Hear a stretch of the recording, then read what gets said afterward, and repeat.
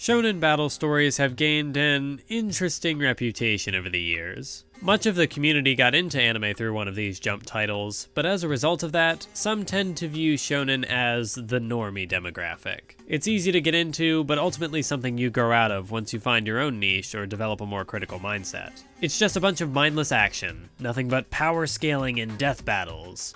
Or at least, most of them are. When a series like Hunter x Hunter pops up, it's an exception to the norm. People will bend over backwards to distinguish it from the rest of its ilk, throwing out a term like deconstruction to justify their appreciation of a shonen. Or with something like My Hero Academia currently taking the community by storm, you'll find a prominent YouTuber like Giguk describing it as not first and foremost a shonen battle series, but a character drama?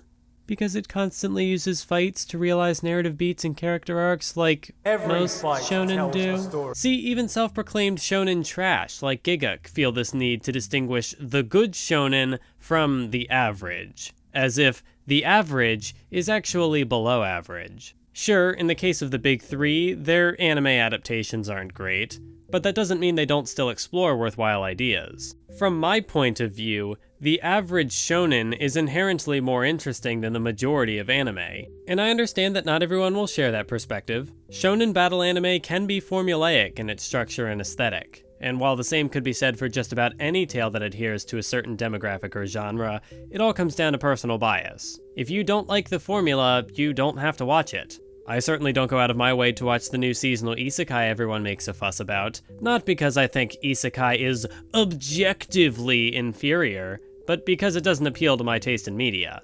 I'm not here to guilt you into watching shonen. In fact, this video isn't even directed at people who don't watch shonen. Instead, I want to ask my shonen viewers how the heck some of the most popular titles in the community remain so underexplored.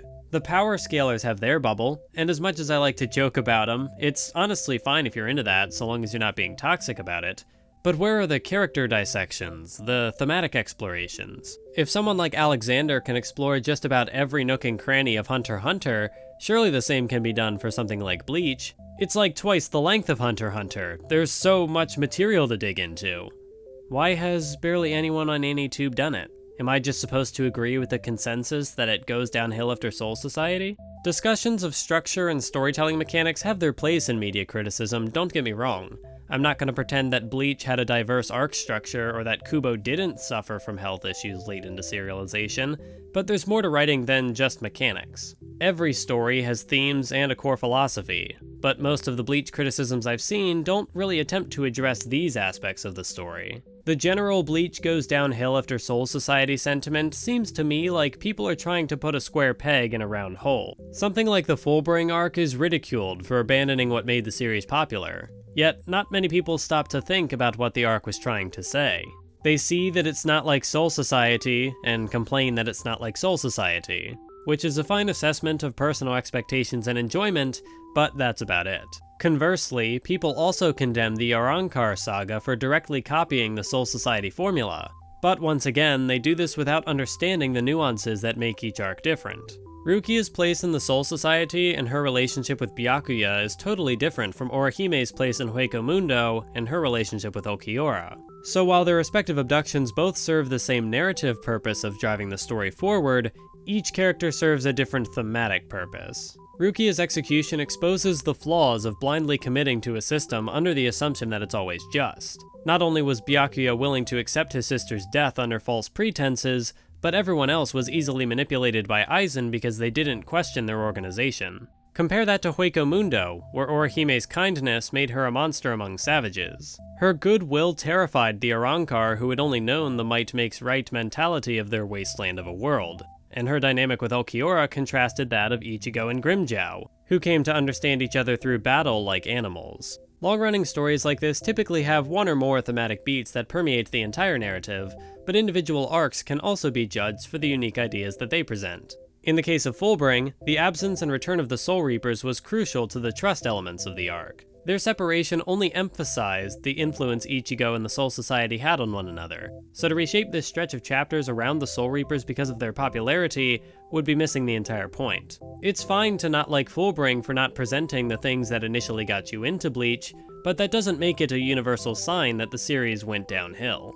Personally, I enjoyed Fullbring because it broke away from Bleach's typical formula. But that has little to do with what the series accomplished thematically. When I said in my last video that Soul Society is overrated, I didn't mean that it's a bad arc. It's actually my second favorite arc in the series, right behind the Arrancar saga. No, what I meant was that people devalue the rest of the story as if Soul Society set this insane benchmark of quality that was never met again, when in reality, it introduced many of the problems, I at least, would have with Bleach going forward. Too many fights between too many characters with too little breathing room. Of course, those fights serve to explore each character and the ideas their journeys embodied. But that's equally true for Soul Society as it is for, say, the Thousand-Year Blood War. The narrative structure didn't change, but it only became a problem for me when I didn't care for the fighters involved. And if we're talking about Bleach, that happened a lot, even back in Soul Society. At this point, I've just accepted that Bleach's style isn't for me, but I still acknowledge that there were cool elements at play.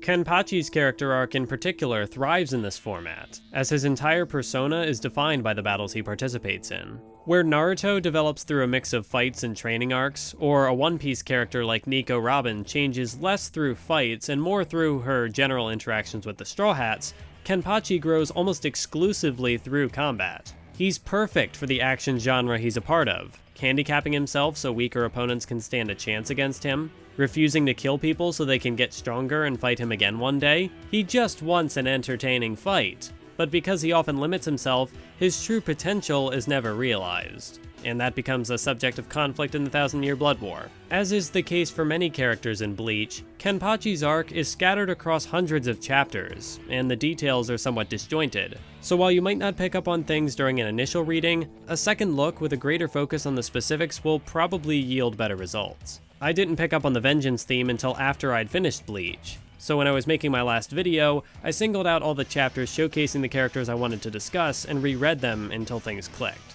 Hell, I read the entire Naruto manga after having watched most of the anime, and I still didn't pick up on the hypocrisy theme until months later. You can even see my misinformed older opinions in my very first Naruto video, which is bad. It's very bad. Don't watch it.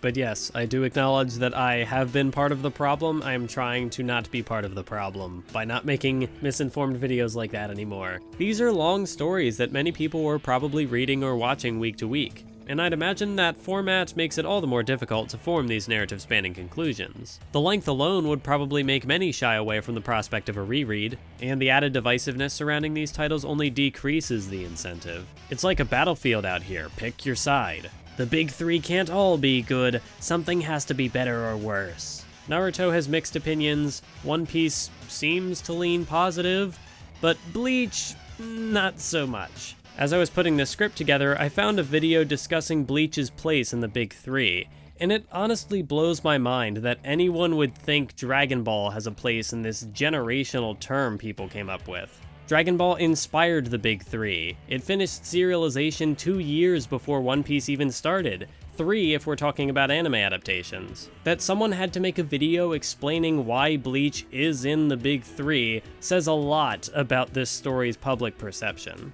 Damn it, I'm not supposed to care about Bleach, but you people are making me want to like it out of spite. Stop bullying Bleach, it doesn't deserve this. And while we're at it, stop stigmatizing Bleach defenders, or fans of any story for that matter. People have different tastes. You're allowed to dislike something that someone else likes and vice versa, but you don't have to put other people down to boost your ego. There's a difference between critical comparison and bad faith debate. Like, what does this comment accomplish? It says nothing good about Naruto or Bleach, it just takes a jab at One Piece. Outside of the big three, I've seen people do this with Hunter x Hunter, Hero Academia, Yu Yu Hakusho, you name it. At the start of the video, I mentioned people placing Hunter x Hunter on a pedestal, but I do that too. It's my favorite anime of all time, so yeah, I'm gonna say it's better than everything else. What I'm not gonna do is throw the rest of shonen under the bus to make Hunter x Hunter look good. I shouldn't have to do that. I like shonen tropes, I like the general shonen formula, so when something like Hunter x Hunter, if I see something like that as exceptional, because I do think it's an exceptional story, it's not exceptional because it does things counter to the shonen formula. It's just the shonen formula done really, really well, and that's why I like it. Even when I have done comparisons in the past, it wasn't from the perspective of A is worse than B for not being B. It was a discussion of why A and B were interesting for being A and B. And, I mean, I get where some of this is coming from. The shonen demographic tends to cater towards young audiences, and I know what it's like to be a 13-year-old pointlessly bickering about things over the internet. I was in the comments of various Dragon Ball videos some 7 or 8 years ago, wasting my time arguing incoherently about dub quality and story events that should have happened. I've also been a brand new anime fan before, free to watch everything for the first time, while simultaneously lacking any experience to inform my perspective. If someone told me a series with over 360 episodes or 700 manga chapters wasn't worth the time, I'd probably believe them. And when people would make fun of said series for how bad it was, I'd join in despite knowing nothing. Because of course it was bad. Why question that when everyone else had already confirmed it? Everyone else had already seen it, they'd done the work for me. If the most popular Bleach videos on the platform are all focusing on its downfall, that would only fuel the notion that it's not worth the time. Am I saying that those videos should go away, or that no one can voice their disdain for Bleach? No, of course not. I just want to see more balance. Even in those Fall of Bleach videos, you'll find moments of praise for the series. But why can't those ideas amount to more than mere asides? Why hasn't Soul made a video about why the 1000-Year Blood War was their favorite arc? Or why they liked Fullbring? Or, assuming that these creators simply aren't interested in further Bleach discussion, why don't the fans of Bleach try to craft their own projects? Maybe the YouTube algorithm is geared more towards negativity, actually it probably is, so they don't gain as much traction? I don't know. But I can at least take solace in the knowledge that change is coming. I've talked to some other creators who've got their own Bleach analysis in the works, and I'm not going anywhere, so I can always make more. As for the rest of you, I guess my call to action here would be, if you haven't touched some of these stories in a while, if your memory of the material is kinda hazy, maybe go back and reevaluate your stance on them. Worst case scenario, you reconfirm your hatred, but you might gain a better understanding of why you hated that particular series in the first place. Best case scenario, you connect details you hadn't before and form completely new conclusions, positive or negative. Or you can ignore me and do what you do. I'm a YouTuber, not an academic authority. Alright, I think that's enough soapbox Mathwiz for the year. I still have Naruto notes in the vault. There's a Hunter x Hunter project I hinted at back in August. Not the comparison series just yet. I'm waiting until we read the manga for the Nen show later this year for that. So 2020? Maybe? By the time this drops, I'll have finished Whole Cake Island, so I can finally get cracking on some One Piece content. Plus, there's a goddamn Baby Steps analysis I promised way back in 2017 that I still need to make. Thanks as always to King Kevin 30, Stone Cold 0007, Roggle, Jackerknife, and all my other patrons for their continued support, and I'll see you next time. Just try to be civil in the comments. I don't need to spark a shonen fan war here.